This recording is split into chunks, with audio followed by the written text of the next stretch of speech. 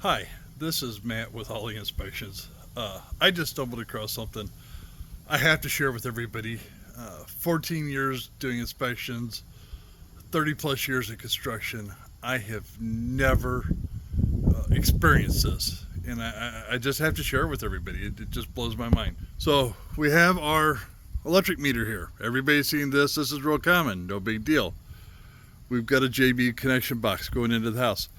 Somebody has connected directly off of it, going in and around and into their crawl space someplace. This is live too. So they've ran a live feed off their meter through this box into their crawl space. I've been inside, I've looked all over.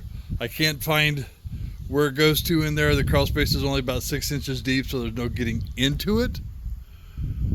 But right now we currently have what is a very, very significant safety issue coming off of that meter and into that crawl space with no disconnect in between it anywhere.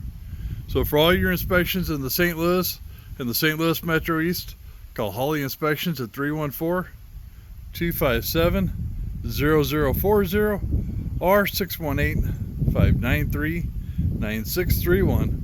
We wish everybody a safe and happy day. Thank you.